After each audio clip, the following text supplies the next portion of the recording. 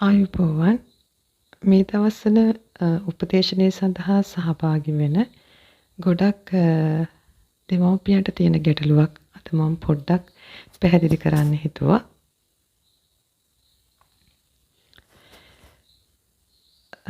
දෙමව්පියන්ගෙන් තියෙන මැසිවිල්ලක් තමයි ඇත්තටම දැන් දරුවෝ දෙමව්පියන්ගේ උපදෙස් අනුව කටයුතු කරන්නේ නැහැ.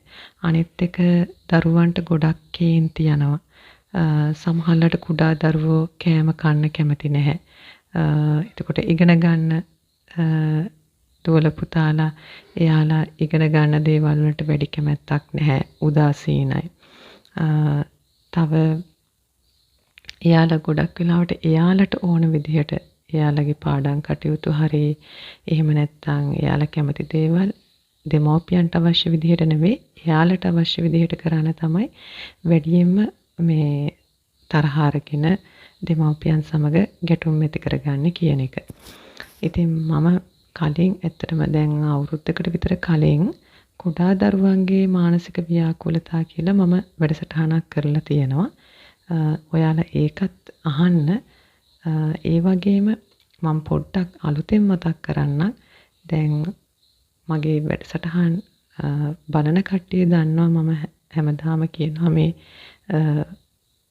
පුද්ගල විඥානය සමග හදාගත්ත මේ තමන්ගේ ලෝකය පිරිසිදු වෙමින් පවතිනවා. ඇත්තටම විශ්වය පිරිසිදු වෙනවා කියන්නේ විශ්වයට පුද්ගලයන් විසින් නිකුත් කරපු කළු කිරණ ශක්තිය, ඍණාත්මක කිරණ ශක්තිය, ද්වේෂයට අදාළ කළු කිරණ ශක්තිය පිරිසිදු වෙමින් පවතිනවා. එතකොට ඒ කිරණ නැවත තමන් කරා පැමිණීම තමයි ඒ පිරිසිදු වීමේදී සිද්ධ වෙන්නේ. එතකොට තමන්ගේ දරුවන් තුලින් ඇත්තටම තමන් විවිධාකාරයෙන් එයාලගේ කේන්ති යෑම, එතකොට එයාලා ගැටුම් ඇති කර ගැනීම තුළ දෙමව්පියන් විසින් අත්විඳින්නේ ඇත්තටම කර්ම විපාකයක්. එතකොට එතනදී අර ද්වේෂයෙන් දරුවන් කටයුතු කරාට ඔයාලා එයාලත් එක්ක නැවතත් ද්වේෂයෙන් ගැටෙනවා නම්, තව ඕගොල්ලන්ටත් තරහ යනවා නම්, ඔයාලා ප්‍රතික්‍රියා කරනවා නම් අර ඔයාලට දැන් පිරිසිදු වෙන්න ලැබිච්ච අවස්ථාව ඔයාලා නිසියාකාරයෙන් භාවිතා කරන්නේ නැහැ. එතකොට වෙන්නේ ඔයාලගේ ප්‍රශ්න පීඩනය තව තව වැඩි වෙන එක. ඉතින් සමහර දෙමව්පියෝ කියනවා ඒ උනට දැන් ගොඩාක් කල් ඒ උනට තාමත් එයා මේ විදිහට තමයි හැසිරෙන්නේ. එහෙම තමයි දැන් Tamanට මොකක් හරි කර්ම විපාකයක් තියෙනවා නම් ඒක ක්‍රමානුකූලව තමයි අඩු වෙන්නේ. එතකොට ඒක පාරටම Taman යහපත් විදිහට හිටියා කියලා ඒකේ මේ ෂණික ප්‍රතිඵල නැහැ. නමුත් ක්‍රමානුකූලව ඔයාලට බලන්න පුළුවන් ඒ දරුවගේ වෙනස්කම්. ඉතින් අනිත් එක මේ සංකල්ප විනාශයත් එක්ක පුද්ගලයෙක් තමන් උපත ලැබපු දහස් වාරයක් උපත ලැබලා කරගත්ත කර්ම විපාක තියෙනවා. ඉතින් ඒවයින් කර්ම අහෝසි වෙලා නැත්නම් ඉතින් ඒ දේවල් තමන්ට ඇත්තටම විඳින්න වෙනවා. එතකොට විඳ දරා ගන්න වෙනවා. ඉතින් එතනදී අවබෝධ කරගන්න ඕන මොකක්ද මේ වෙන්නේ. දැන් මේ අර පුද්ගලයන්ට විමුක්තිය ළඟා කර ගැනීම සඳහා විශ්වීය ක්‍රියාකාරීත්වය තුළ සිද්ධ වෙන පිරිසිදු වීමේ ක්‍රියාවලියක්. එතකොට ඇත්තටම ඒක අපි විශ්වය පිරිසිදු වෙනවා කිව්වට පුද්ගලයන්ගේ විඥාණය තුළින් පුද්ගලයන් ගොඩනගාගත්ත අර ද්වේෂයට අදාළ වූ කළු කිරණ ශක්තිය තමයි මේ පිරිසිදු වෙමින් තියෙන්නේ. ඉතින් ඔයාලා විසින් නිකුත් කරපු කිරණ ශක්තිය ඔයාලට නැවත ඔයාලගේ අසල ඉන්න පවුලේ කෙනෙක් කරා ඔයාලට නැවත ලැබෙනවා. ඉතින් එතකොට ඒ පිළිබඳව ගැටණයක් ඇති කරගන්න නැතුව ඉවසීමෙන්, කරුණාවෙන්, මෛත්‍රියෙන් ජීවත් වීම තුළ තමයි ඔයාලගේ විමුක්තිය ළඟා කරගන්න පුළුවන්. දැන් ගොඩක් වෙලාවට තමන්ගේ දරුවා නිසා දෙමව්පියෝ අපේක්ෂා කරනවනේ දරුවා තමන්ට ඕන විදිහට ඉන්න ඕන කියලා. නමුත් මේ විශ්වයට ඒක අදාළ නැහැනේ.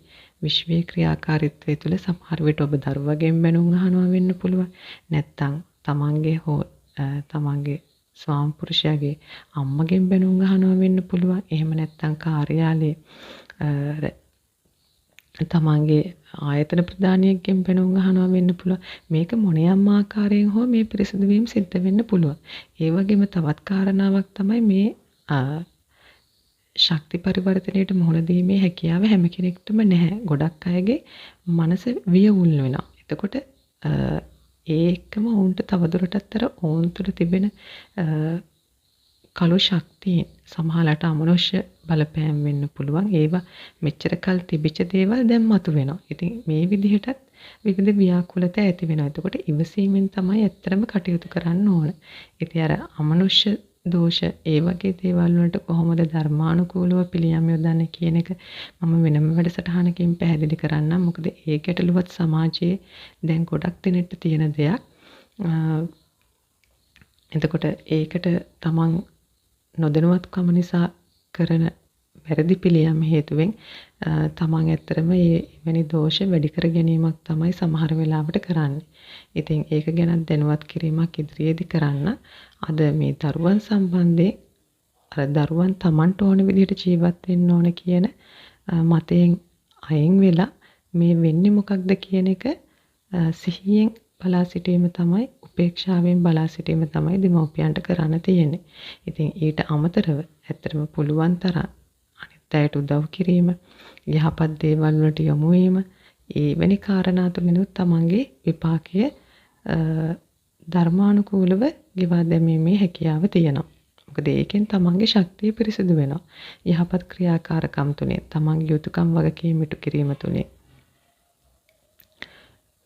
මොකද මෙච්චර කල් අපි ජීවත් වෙච්ච විදිහට වැඩිය මේ සංක්‍රාන්ති සමයේ අත්දැකීම් වෙනස්. ඒක දැන් විද්දී ඔයාලට තේරෙන්න ඕන. මේ ලෝකෙ සිද්ධ වෙන දේවලුත් එක්ක කොච්චර සල්ලි තිබුණත්, කොච්චර ධනවතෙක් වුණත්, කොච්චර උගතෙක් වුණත් හෙට ඒ පුද්ගලයා ජීවත් වෙයිද නැද්ද කියන එක කියන්න බෑ. අනික සමහර පුද්ගලයන්ගේ ජීවිත තීරණය වෙන්නේ ඉතාමත් ඛේදජනක විදිහට. ඉතින් තමා විසින් කරපු යම්කිසි විපාක පළ දෙන්න තියෙනවා නම් ඒව අහෝසි කර ගැනීම හැකියාව තියෙනවා තමන්ට ධර්මානුකූලව යහපත් ලෙස ජීවත් වීම සහ යුතුයකම් වගකීම් ඉටු කිරීම මත සහ පරාර්ථකාමී ජීවිතයක් ගත කිරීම මත. නමුත් එවැනි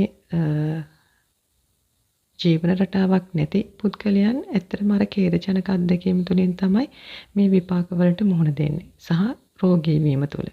මොකද තමන්ගේ යුතුයකම් වගකීම් ඉටු වෙන්නේ නැති වුනහම තමන්ගේ කායික ශරීරය තුළ ක්‍රියාත්මක වෙන අර ඍණාත්මක ශක්තිය නිසා තමන්ගේ කය රෝගී වෙනවා.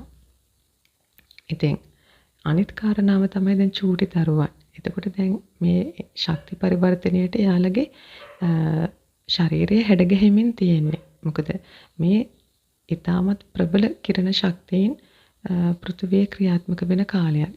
එතකොට අර කලින් ගත්ත විදිහට ආහාර රටාව එවැනි දේවල් ජීවන රටාව පවත්වාගෙන යන්න බෑ. පරිවර්තනය වෙන පුද්ගලයන්ට මේක හොඳින්ම වැටහෙනවා. දැන් මම උනත් ගොඩාක් ඉස්සර වේල් 3ක් ගත්තට අවුරුදු 4ක 5ක විතර ඉඳලා ප්‍රධාන වේල් 2ක් හෝ එකක් තමයි අරගන්නේ. ඉතින් ගොඩාක් කෑම ಜಾති ගොඩක් වෙලාවට පැණි රස කෑම ಜಾති. එතකොට රසායනික කෑම නම් කොහෙත්ම කන්නේ. මේ වගේ ගොඩාක් කෑම ಜಾති අඩු වෙලා තියෙන්නේ. තමන්ගේ ශරීරයට ඵලදායි ඒ වගේම නිරෝගීකම වැඩි කරන කෑම තමයි මම උනත් ආහාරයට ගන්න. එතකොට ඒක අපේ ශරීරයේ විසින්ම ඒ පණිවිඩය අපිට ලබා දෙනවා. ඉතින් ඒ වගේම තමයි දරුවන්. එතකොට දරුවන් දෙමව්පියන්ට වැඩිය මේ අත්දැකීම් වලට මුහුණ දෙනවා. මොකද ඔවුන්ගේ කර්ම ශක්තිය, ඍණාත්මක කර්ම ශක්තිය දෙමව්පියන්ට වැඩිය අඩුයි. ඉතින් ඔවුන්ට අර විශ්වයෙන් එන පිරිසිදු කිරණ ශක්තියෙන් අවශෝෂණය කිරීමේ හැකියාව වැඩි. එතකොට ඔවුන්ට අර පරණ පුරුදු විදිහට ජීවිතය ගත කරන්න බෑ. ඔවුන්ගේ ජීවිතේත් ඔවුන්ට නොතේරෙන අභ්‍යන්තර වෙනස්කම් නිසා ව්‍යාකූලතා ඇති වෙනවා. එතකොට දෙමව්පියෝ මේ කාරණාව තේරුම් අරගෙන අර පුරුදු විදිහට බඩගිනි කියලා හිතලා තුන් වේලම කන්න දෙන්න, අර මේ බලෙන් කන්න දෙන්න, එතකොට බලෙන් නිදි කරවන්න, මෙවැනි දේවල් කරන්න එපා. ඒ වගේම පාඩම් කරන්න ඕන කියලා ඒකට නීති රීති දාලා එහෙම කරන්න බෑ. හේතුව දැන් මේ ශරීරයේ අනුගත වෙමින් තියෙන මේ විශ්වයේ පිරිසිදු කිරණ ශක්තියට. එතකොට ඒකට එක් එක් පුද්ගලයාට ගත වෙන කාලය වෙනස්. එතකොට අර උදේට නැගිටලා රැයට නිදාගෙන ඒ විදිහට අර මේ අපි නියමිත කාලසටහනකට අනුව පුරුදු වෙච්ච විදිහක් තියෙනවනේ. මේව ඔක්කොම ටිකෙන් ටික වෙනස් වෙනවා. ටිකක් අර රීසෙට් එකක් වගේ. එතකොට මේ පොඩි මේ ව්‍යාකූලතා ඇති වෙනවා. එතකොට සමහරට රැයට නිදා ගන්න, සමහර වෙලාවට නිකරුණේ කිසිම හේතුවක් නැතුව අඬනවා වෙන්න පුළුවන්, කෑ ගහනවා වෙන්න පුළුවන්, තරහ යනවා වෙන්න පුළුවන්. එතකොට ඔයාලා මේක දන්නවා නම් කරන්න ඕන දේ තමයි ඉවසීමෙන් වෙන්නේ මොකක්ද කියන එක බලන එක සහ දරුවට ඒ සඳහා උදව් කිරීම.